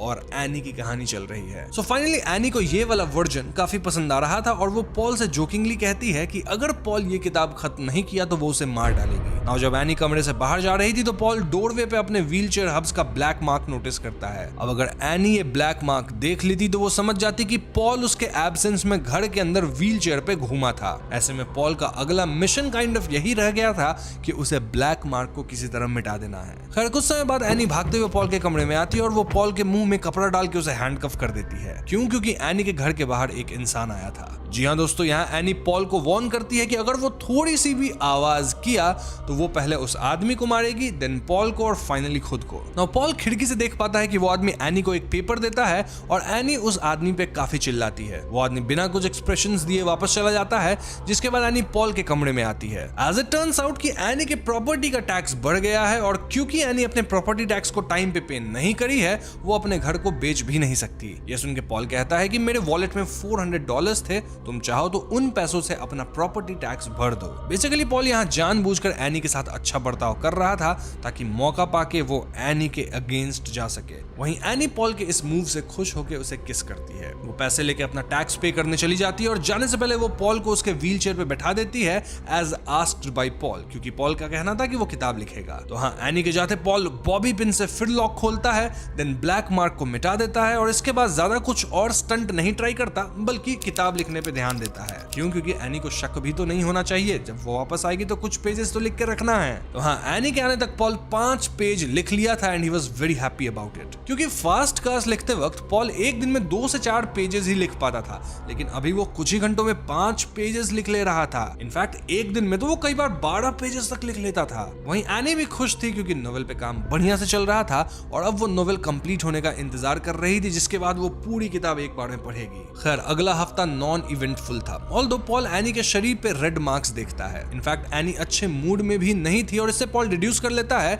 कि क्योंकि एनी मेंटली स्टेबल नहीं है, वो कभी कभी डिप्रेसिंग मोड में जाती है due to small changes like weather, और ऐसे में वो खुद को मारती पीटती है जिससे उसके गाल और शरीर वगैरह पे रेड मार्क्स थे। अब ये तो और भी डरने वाली बात थी क्योंकि पता नहीं एनी अपने गुस्से में पॉल के साथ क्या कर बैठे। इसलिए पॉल अब एनी को बुलाने के बजाय खुद ही सरक सरक के व्हील चेयर पे बैठने लग गया था। अब जब एनी को ये बात पता चलती है कि पॉल खुद से व्हील चेयर पे बैठ पा रहा है तो वो इससे बिल्कुल भी खुश नहीं थी और एनी पॉल से कह देती है कि अब से तुम अपना सारा काम खुद करो। नाउ आफ्टरनून में जब पॉल बेड पे जाने की कोशिश करता है तो वो गिर जाता है और इससे वो दर्द में चिल्लाता है। एनी पॉल की मदद करने नहीं आती और डिस्परेशन में पॉल नोवरिल खा के बेहोश हो जाता है। अब जब पॉल की नींद खुलती है तो वो एनी को अपने बेड के पास पाता है और यहाँ एनी के हाथ में एक रैट ट्रैप था। एनी कहती है कि बारिश के वक्त सेलर में रैट्स आ जाते हैं और इसके बाद एनी एक रैट को ट्रैप से निकाल के उसे अपने हाथों से स्क्वीज करके मार देती है। एनी के हिसाब से ऐसे फंसे हुए रैट्स पुअर थिंग्स है और उनकी सफरिंग को एंड करना चाहिए,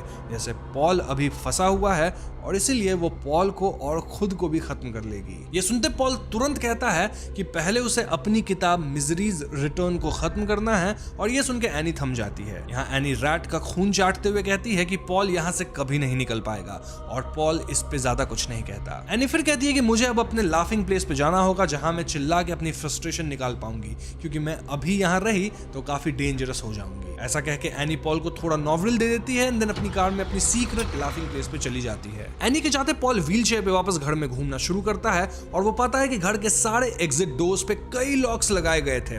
बेसिकली पॉल अभी इस हालात में यहाँ से भाग तो नहीं सकता था। तभी पॉल की नजर कॉफी टेबल के नीचे पड़े एक स्क्रैप बुक पे पड़ती है which was labelled as memory lane. ये एनी की स्क्रैप बुक थी जिसमें उसके लाइफ के कई इंसिडेंट्स थे और पॉल उसे पढ़ने लगता है। तो एनी के पेरेंट्स की शादी बेकर्सफील्ड में 1938 के दौरान हुई थी। देन एनी के ओल्डर ब्रदर का जन्म 1939 में हुआ था और फिर एनी खुद 1943 में जन्मी थी। इसके बाद स्क्रैप बुक के क्लिपिंग में एक आग लगने की खबर थी। जी हाँ, विल्क्स के अपार्टमेंट बिल्डिंग में आग लगी जिसमें क्रेनमिट्स फैमिली के 5 लोग जल के मारे गए थे। इस आग में विल्क्स फैमिली में से किसी को कुछ भी नहीं हुआ। क्यों? क्योंकि वो लोग वाटर लीक के कारण एक दिन पहले ही बिल्डिंग छोड़ के चले गए थे। इसे पढ़ के इट वाज क्लियर कि वो आग एनी विल्क्स ही लगाई थी, यानी एनी बचपन से ही नॉर्मल नहीं थी। देन अगली पेपर आर्टिकल थी एनी के पिता के मौत की, जो कि 1957 में सीढ़ियों से गिर के मारे गए थे। जाहिर सी बात है कि ये काम भी एनी का ही रहा होगा। देन यूनिवर्सिटी में एनी की रूममेट मारी गई थी जो कि कैट के डेड बॉडी पे ट्रिप करके सीढ़ियों से गिर के मरी थी।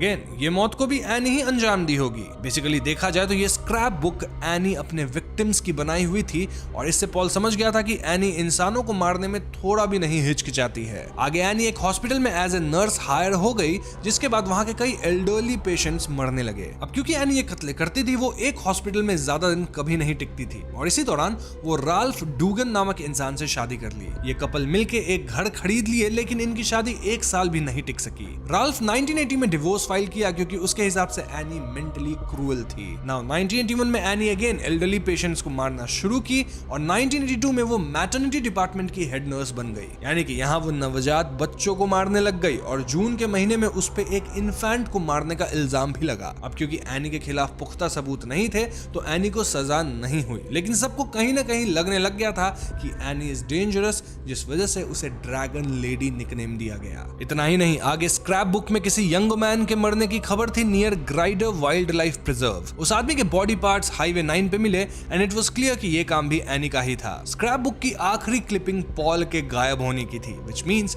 कि पॉल ही एनी का अगला खिलौना विक्टिम है। ये पढ़ के पॉल की रोने जैसी हालत हो चुकी थी और वो बहुत डरा हुआ था। पॉल समझ पाता है कि एनी को कत्ल करने के लिए कोई रीजन नहीं चाहिए। उसके हिसाब से 3 तरह के लोग होते हैं and they are brats, poor things and Annie खुद। एनी जिन्हें पुअर थिंग्स यानी बेचारे लोग समझती है उन्हें मार देती है, जैसे बीमार ओल्ड पीपल या फिर ऐसे नवजात बच्चे जिनमें किसी तरह का डिफेक्ट हो। कभी कदार तो वो हेल्दी लोगों को भी मारती है और देखा जाए तो पॉल भी एनी के लिए एक बेचारा आदमी है जिसके पैर नाकाम हैं और वो फंसा हुआ है। इस पॉइंट पे पॉल को समझ आ चुका था कि अगर उसे बचना है तो उसे एनी को ही मारना होगा। इसलिए पॉल एक लॉन्ग बुचर नाइफ अपने मैट्रेस के नीचे छिपा लेता है और फिर सो जाता है। नाउ जब एनी वापस घर आती है तो वो पॉल को इंजेक्शन देके ड्रग कर देती है। तो अब जब पॉल की आंख खुलती है तो वो हेविली ड्रग्ड था और यहाँ एनी पॉल को एक गुड न्यूज और एक बैड न्यूज देती है। गुड न्यूज ये कि पॉल की एक्सीडेंट वाली कार हेवी रेन की वजह से बह गई, यानी अब पॉल को दुनिया कभी नहीं ढूंढ पाएगी। एंड बैड न्यूज ये कि एनी को पता है कि पॉल उसका स्क्रैप बुक पढ़ चुका है। जी हाँ दोस्तों, एनी अपने स्क्रैप बुक में 3 हेयर्स को बाइंड करके रखी हुई थी और जैसे ही पॉल स्क्रैप बुक खोला वो हेयर्स टूट गए और इससे जब एनी वापस अपनी बुक चेक करी तो उसे पता लग गया कि कोई तो उसकी किताब को छेड़ा है और घर में सिर्फ पॉल ही है तो ऑफ कोर्स पॉल ही पढ़ा होगा। एनी बताने लगती है कि कैसे वो हिचहाइकर को मारी क्योंकि वो एनी से झूठ बोला कि वो आर्टिस्ट है। एनी और वो लवर्स थे और जब एनी को पता लगा कि वो बेकार आर्टिस्ट है तो एनी उसे मार दी। इनफैक्ट वो इतने शातिर तरीके से बॉडी को डिस्पोज की कि पुलिस को 1 साल बाद बॉडी मिली और मारने वाले का कोई सबूत नहीं मिला। कमिंग टू पॉल, एनी कहती है कि उसे पता है कि पॉल कई बार कमरे से बाहर निकला है क्योंकि पहली बार ही उसे टूटा हुआ बॉबी पिन लॉक में मिल गया था। एनी गुस्से में पॉल से पूछती है कि वो कितनी बार आज तक बाहर गया है और पॉल डरते हुए कहता है 3 बार। अब भले पॉल सच कह रहा था लेकिन एनी का मानना था कि पॉल ज्यादा बार बाहर गया है और इस टेंस माहौल में पॉल एनी से किसी भी बात पे बहस करना ही नहीं चाहता था। तो पॉल मान लेता है कि ठीक है, मैं बहुत बार बाहर गया। एनी यहाँ वो बुचर नाइफ भी निकालती है सेइंग कि इसे ये पॉल के मैट्रेस के नीचे पाई। इस पॉइंट तक पॉल की डर से हालत खराब थी, ऑल्दो पॉल वंडर कर रहा था कि एनी उसे प्री ऑप इंजेक्शन शॉट क्यों दी है। तभी एकदम से एनी एक कुल्हाड़ी लेती है, साथ ही एनी के पास एंटीसेप्टिक वाली लिक्विड भी थी। इसका मतलब समझे, एनी यहाँ एक्स से पॉल का एक पैर काटने वाली थी फॉर पनिशमेंट। जी हाँ दोस्तों, एनी सिर्फ 2 बार में ही पॉल का लेफ्ट लेग काट देती है और फिर वो कहती है कि I am a trained nurse. Then वो वुंड पे एंटीसेप्टिक लिक्विड डालती है, वुंड को ब्लो टॉर्च से रोकती है और इसी बीच पॉल दर्द में पागलों की तरह चिल्ला रहा था। देन एनी पॉल का कटा पैर लेके चल देती है और पॉल बेहोश हो जाता है। अब यहाँ से किताब का 3रा भाग शुरू होता है which is named as Paul. तो अब पॉल के अंदर एनी के खिलाफ जाने की हिम्मत टूट चुकी थी। वहीं एनी अब अच्छे मूड में दिख रही थी जहां वो पॉल का कुछ ज्यादा ही ध्यान रख रही थी। एनी पॉल को मिजरीज रिटर्न की कहानी बताने कहती है लेकिन पॉल कहता है कि मैं तुम्हें नहीं बता सकता। क्यों? क्योंकि भले मैं अच्छा राइटर हूं लेकिन मैं स्टोरी अच्छे से सुना नहीं पाता। तो हाँ, जब किताब खत्म हो जाए तो तुम खुद इसे पढ़ लेना। अब ये सुन के एनी को गुस्सा तो आता है लेकिन वो इसे जाने देती है। आगे के दिनों में पॉल के टाइपराइटर के कुछ कीज टूट गए थे और पॉल इस बारे में बार बार कंप्लेन करने लग गया था। एनी को ये बात अच्छी बिल्कुल भी नहीं लगती क्योंकि एनी के हिसाब से ये बेस्ट टाइपराइटर थी और वो बड़ी मुश्किल से इसका इंतजाम की थी। तो हाँ, ऑफ कोर्स एनी को इससे गुस्सा आएगा और गुस्सा आया मतलब अंजाम तो भुगतना पड़ेगा पॉल को। वेल, एनी इलेक्ट्रिक नाइफ से पॉल का एक अंगूठा ही काट देती है। इस नए घाव के कारण पॉल 1 महीने तक अपनी किताब पे काम नहीं कर पाता। ऑल्दो वो टाइपराइटर को उठा के एक्सरसाइज जरूर कर रहा था उसे फेंकने के लिए। क्यों? वो आपको आगे अपने आप पता चल जाएगा। तो एक दिन पॉल अपनी बेडरूम विंडो के बाहर स्टेट पुलिस की कार देखता है और पॉल सोचता है कि वो चिल्ला के उनसे मदद मांगेगा, लेकिन पॉल के अंदर एनी का इतना डर था कि वो ऐसा कर ही नहीं पा रहा था। पुलिस ऑफिसर एक यंग मैन था और बहुत हिम्मत करके finally Paul help help me चिल्लाता है। ये सुन के पुलिस वाला तुरंत सतर्क हो जाता है और पॉल अपनी खिड़की की ग्लास एस्ट्रे फेंक के तोड़ता है और पुलिस वाले को एनी से बचने कहता है। ये पुलिस वाला तुरंत पॉल को पहचान जाता है क्योंकि पॉल काफी फेमस राइटर था जो कि बहुत समय से मिसिंग था। तभी एकदम से एनी अपने राइड ऑन लॉन मोवर पे आती है और वो ऑफिसर को क्रॉस से स्टैब कर देती है। फिर वो ऑफिसर को कई बार स्टैब करती है और वो पॉल की तरफ देख के क्रीपीली स्माइल करती है। ऑफिसर इंजर्ड हालत में भी अपनी गन निकालने की कोशिश करते हैं लेकिन एनी अपने लॉन मोवर से उनका सर ही कुचल देती है। तो इसके बाद एनी पॉल के पास आती है और कहती है कि तुमसे मैं बाद में डील करूंगी, पहले वो रायता साफ कर दो जो तुम्हारी वजह से नीचे फैला है। बेसिकली एनी यहाँ पुलिस वाले के मौत का ब्लेम पॉल पे डालती है, सेइंग कि अगर पॉल चिल्ला के पुलिस को सतर्क नहीं करता तो वो पुलिस वाले को नहीं मारती। तो साफ सफाई करने के बाद वो पॉल को बेसमेंट डोर तक व्हीलचेयर पे लेके जाती है। देन वो पॉल को फूड, पेन किलर्स वगैरह देती है और अपने नेक्स्ट मूव्स प्लान करने लगती है। एनी को पता था कि क्योंकि वो एक पुलिस वाले को मार डाली है तो तहकीकात करते हुए 2 और पुलिस वाले इस जगह पे जरूर आएंगे। इसके लिए वो एक मनगढ़ंत कहानी रचती है कि वो उन 2 पुलिस वालों को ये कह देगी कि वो पहले वाले पुलिसमैन से मिली थी और उन्हें पीने के लिए पेप्सी दी थी। मीनवाइल वो आज रात ही इस मारे गए पुलिस वाले की कार अपनी लाफिंग प्लेस पे छिपा देगी और यहाँ से ऑपोजिट रास्ते में एक खाली पेप्सी कैन फेंक देगी जिसपे वो मारे गए पुलिसमैन की फिंगरप्रिंट्स डाल देगी। इससे होगा ये कि एनी चालाकी से ये फेक एविडेंस प्लांट कर देगी जिसको पाकर आने वाले 2 पुलिस वाले यहाँ से दूर चले जाएंगे। नाउ एनी पॉल को वार्न करती है कि अगर इस बार तुम कोई भी आवाज निकाले तो पहले मैं उन 2 पुलिस को मारूंगी, साथ ही तुम्हें भी मारूंगी और फाइनली खुद को खत्म कर लूंगी। एनी यहाँ ये तक कहती है कि क्योंकि पास्ट में उसके ऊपर चार्जेस लगे हैं तो पुलिस वाले एक आध हफ्ते में सर्च वारंट लेकर यहाँ फिर आएंगे और उससे पहले ही पॉल को अपनी नोवेल खत्म करनी होगी। जाने से पहले एनी पॉल से क्लियरली कहती है कि अगर बुक का सवाल नहीं होता तो मैं तुम्हें अभी ही मार देती।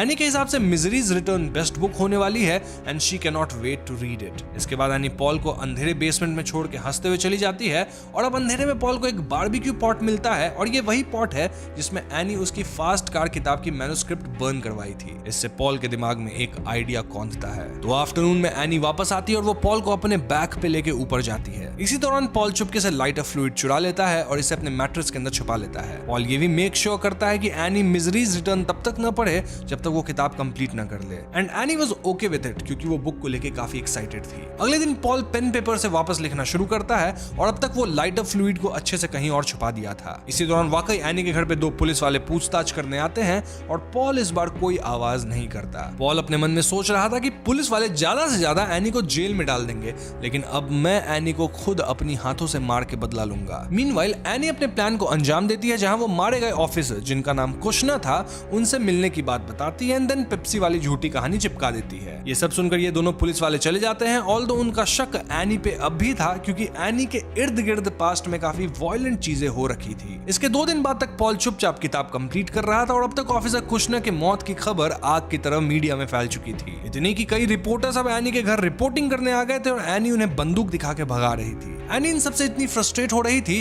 कि वो इन्हें ब्रैट्स कह रही थी और खुद को एज ड्रैगन लेडी रेफर कर रही थी। एनी गुस्से में अपने सर को इस कदर नोच रही थी कि उसके सर से खून निकलने लग गया था। वहीं पॉल चुपचाप अपनी किताब कंप्लीट करने में लगा था। इसके बाद लोकल पुलिस भी एनी को विजिट करती है और पॉल अब भी कोई आवाज नहीं निकालता। पुलिस के जाने के बाद एनी पॉल से पूछती है कि किताब कंप्लीट करने में कितना वक्त लगेगा और पॉल कहता है कि बस 2-3 दिन की और बात है। एनी वाज लाइक जल्दी खत्म करो क्योंकि अगली बार पुलिस वालों के पास मेरे घर का सर्च वारंट भी होगा। तो आगे पॉल लगातार बुक लिखे जा रहा था जिससे उसकी उंगलियों पे ब्लिस्टर्स आ गए थे। वहीं एनी अपने घर के आसपास बार्ब्ड वॉयस डाल दी थी ताकि लोकल्स यहाँ ना आ सके। एनी नोटिस करती है कि पॉल की उंगलियों पे ब्लिस्टर्स आ गए थे और यहाँ पॉल कहता है कि कल शाम 6 बजे तक किताब कंप्लीट हो जाएगी। ये सुन के एनी बहुत ज्यादा खुश हो जाती है और वो पॉल से आई लव यू कहती है। इतना ही नहीं, वो इस टाइम पे पॉल की काफी केयर करती है और उसे अच्छा खाना खिलाती है। एनी यहाँ शैंपेन की बोतल भी लाई थी टू सेलिब्रेट जब बुक कंप्लीट हो जाएगी। यहाँ पॉल एनी से एक सिगरेट भी मांगता है सेइंग कि जब बुक कंप्लीट हो जाएगी तो वो अपने कमरे में चैन से अकेले एक सिगरेट पिएगा। तो फाइनली पॉल अपनी बुक को खत्म करता है एंड देन वो सिगरेट निकालता है। एनी यहाँ पॉल को सिर्फ एक मैच स्टिक दी थी सिगरेट को लाइट अप करने के लिए और पॉल मन में सोचता है कि एक माचिस मेरे काम के लिए काफी है। तो 5 मिनट बाद पॉल एनी को अपने कमरे में बुलाता है जहां वो मिजरीज रिटर्न नोवेल के मैन्युस्क्रिप्ट को लाइटर फ्लूइड में भिगोए हुए था। वो एनी से कहता है कि मैंने किताब कंप्लीट कर लिया और ये सुन के एनी खुशी में शैंपेन लाने चली जाती है। तब तक पॉल डरते हुए माचिस जलाता है। जी हाँ, 3 बार में उससे माचिस जल पाती है और तभी एनी कमरे में शैंपेन लेके आती है। फिर पॉल एनी के सामने कहता है कि ये किताब मेरी आज तक की सबसे अच्छी किताब है और अब मैं एक ऐसी लिटिल ट्रिक करूंगा जो कि मैं तुमसे ही सीखा हूँ। इसके बाद पॉल माचिस से पूरे मैन्युस्क्रिप्ट में आग लगा देता है। जी हाँ दोस्तों, जिस किताब को पढ़ने के लिए एनी इतनी बेताब थी उसे पॉल कंप्लीट किया एंड देन उसके सामने ही किताब में आग लगा दिया था। एनी तुरंत मैन्युस्क्रिप्ट को जलने से बचाने के लिए कूदती है और मौके का फायदा उठा के पॉल जलते हुए टाइपराइटर से एनी पे हमला कर देता है। हाँ, इसी के लिए वो टाइपराइटर उठाने वाला एक्सरसाइज कर रहा था। यहाँ चोटिल एनी और पॉल के बीच हाथापाई हो जाती है, लेकिन याद रहे पॉल इस चीज के लिए बहुत अच्छी तरीके से प्रिपेयर्ड था और इसलिए वो एनी के ऊपर अपना पूरा शरीर ही लेके कूद जाता है। वो एनी के मुंह के अंदर जलती पेजेस डालने लगता है जिससे एनी का गला जलने लगा था। एनी किसी तरह उठती है लेकिन वो टाइपराइटर पे ट्रिप कर जाती है जिससे उसका सर एक मैंटल पीस पे जोर से लगता है। एनी की आंख अब भी खुली थी लेकिन वो जमीन पे पड़ी हुई थी और पॉल रेंगते हुए कमरे से बाहर निकलता है। एनी यहाँ पॉल को चोक करने की भी कोशिश करती है लेकिन उसका खुद का गला इतना जल गया था कि एनी के अंदर और लड़ने की ताकत नहीं बची थी। ऐसे में पॉल कमरे से बाहर निकल पाता है और कमरे को बाहर से लॉक करता है। देन फाइनली वो नॉवरिल के 3 कैप्सूल्स लेता है क्योंकि उसे बहुत दर्द हो रहा था एंड देन वो बाथरूम के सामने बेहोश हो जाता है। नाउ जब पॉल की आंख खुलती है तो वो खुद को बाथरूम के पास ही पाता है। पॉल के अंदर इतना डर था कि वो अब भी एनी की आवाज इमेजिन कर रहा था। पॉल सोचता है कि वो पूरे घर को आग लगा के निकल लेगा लेकिन वो ऐसा नहीं कर सकता था। क्यों? क्योंकि पॉल एनी के सामने मिजरीज रिटर्न की रियल मैन्युस्क्रिप्ट नहीं जलाया था। जी हाँ दोस्तों, दिस वाज द ट्विस्ट जहां पॉल ओरिजिनल मैन्युस्क्रिप्ट अपने कमरे में ही छुपा के रखा था क्योंकि इतनी अच्छी किताब को एक राइटर अपने हाथों से कैसे जला सकता है। लेकिन हाँ, वो एनी को भड़काने के लिए, चिढ़ाने के लिए और उसे इमोशनल स्टेट में ओवर पावर करने के लिए पूरा प्लान करता है जहां वो एनी के सामने मोस्टली एवे ही कुछ पेजेस को जलाया जिससे एनी को लगे कि ये तो मिजरीज रिटर्न के मैन्युस्क्रिप्ट को जला रहा है और उसी मोमेंट का फायदा उठा के पॉल एनी को ओवर पावर भी कर पाया था। खैर, पॉल यहाँ रेंगते हुए हॉल में जाता है और डर के मारे वो अभी भी एनी को ही हर जगह देख पा रहा था। और वीकेंड से देख नहीं रहा था बल्कि हेलुसिनेट कर रहा था। तभी बाहर 2 पुलिस वाले फिर आते हैं और पॉल सिरेमिक फिगर्स फेंकते हुए आवाज करके उन्हें अपनी ओर बुलाता है। पुलिसमैन तुरंत घर के अंदर ब्रेक इन करते हैं और पॉल उन्हें बताता है कि वही मिसिंग राइटर पॉल शेल्डन है। पॉल पुलिस वालों को सब कुछ बताता है और पुलिस वाले तुरंत पॉल वाला रूम चेक करने जाते हैं ताकि वो पता कर सके कि एनी फिलहाल किस हालत में है। पुलिस को यहाँ कमरे में कोई नहीं मिलती और ये सुन के पॉल इतना डरता है कि वहीं बेहोश हो जाता है। अब यहाँ से बुक का फाइनल भाग शुरू होता है which is named as goddess. Basically अब कहानी 9 महीने आगे आ चुकी है जहां पॉल वापस न्यूयॉर्क आ चुका है। डॉक्टर्स पॉल को नकली लेग्स वगैरह लगा दिए हैं, देन वॉकिंग स्टिक्स दिए हैं और पॉल का नोवरिल वाला एडिक्शन ठीक हो गया है। ऑल्दो पॉल अब बहुत पीने लगा है और कुछ लिख ही नहीं पाता क्योंकि वो अब भी डीपली डिस्टर्ब्ड है। यहाँ हम जान पाते हैं कि पॉल मिजरीज रिटर्न के मैन्युस्क्रिप्ट को रिट्रीव कर पाया था। इनफैक्ट अब तो उसकी ये किताब छप भी चुकी है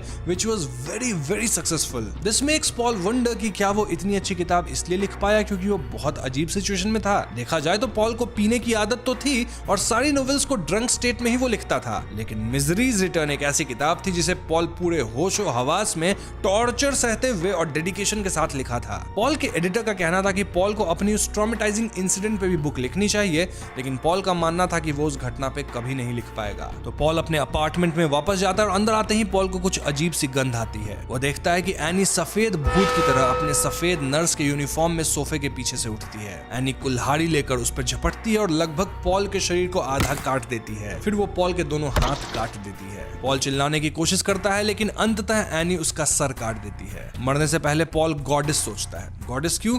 क्योंकि एनी मर ही नहीं रही थी। तभी एकदम से पॉल को और हमें भी रियलाइज होता है कि यह पॉल का एक डिल्यूजन था। जी हाँ, एक विजन वो देख रहा था जिसमें पॉल रह रहा है। पॉल याद करता है कि वास्तव में तो पुलिस वाले को एनी मिल गई थी। जी हाँ, एनी बांध में मृत अवस्था में पाई गई थी क्योंकि एनी बेडरूम की खिड़की को तोड़ के बाहर कूद गई, देन रेंगती हुई बांध में गई थी, बट देन सर में चोट लगने की वजह से एनी की मौत हो गई और एनी की लाश मिजरी नामक पिग के पास मिली। और रिपोर्ट्स में यह आया था कि एनी के सर की खोपड़ी टूट गई थी। इनफैक्ट जहां एनी पाई गई थी उसके हाथ में चेन सॉ का एक हैंडल भी था। ओवरऑल द पॉइंट इज कि एनी वाकई में मारी गई है, लेकिन पॉल इतना ज्यादा एनी से ट्रॉमेटाइज हो चुका था कि वो अब तक उसको याद करके ऐसी डिल्यूजनल चीजें देखता रहता है और उनसे डर जाता है। इसलिए अब पॉल पीने के बजाय एक एस्पिरिन लेता है और अपने वर्ड प्रोसेसर पे बैठता है। अपनी डेस्क पे पॉल को पीछे से शोर सुनाई देता है और वो मुड़ के देखता है कि एनी उसके हाथ में चेन सॉ लिए उसकी ओर आ रही थी। वो पलक झपकता है और एनी फिर से वहां नहीं थी। Again this was just a vision. आप देख सकते हैं कि पॉल कितना ट्रॉमेटाइज्ड है, वो कितना ज्यादा डिस्टर्ब हो चुका है। तो इसी गुस्से में पॉल डिसाइड्स कि वो फिर से लिखेगा।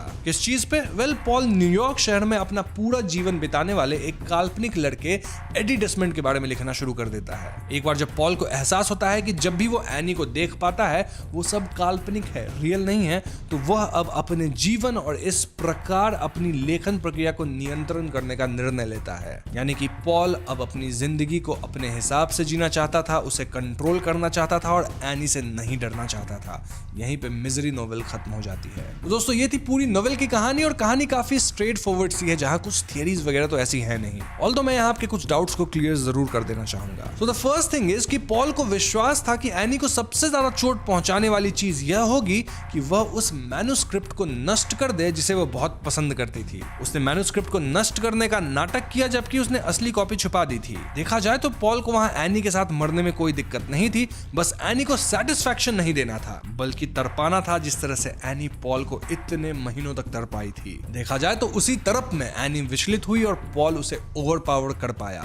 वैसे क्या एनी वाकई मारी गई है? जी हाँ, मैं सोचता हूँ वो मर चुकी है। इनफैक्ट बुक में भी ये बात काफी क्लियरली बताई गई है। लेकिन हाँ, इस पूरे अनुभव से पॉल इतना ट्रॉमेटाइज्ड हो गया था कि उसे गंभीर भ्रांतियां हो रही थी। I mean he was very delusional, उसे विजन्स दिख रहे थे। लेकिन नोवेल के अंत में हम देखते हैं कि उसने फिर से लिखना शुरू कर दिया है, एंड आई पर्सनली थिंक कि वह अपनी खुद की कहानी को एक काल्पनिक पात्र के माध्यम से अपनी अगली किताब में लिखेगा। और पॉल का फिर से लिखना कहीं ना कहीं यह भी दर्शाता है कि वो अब अपनी लाइफ को कंट्रोल में लेना चाहता है।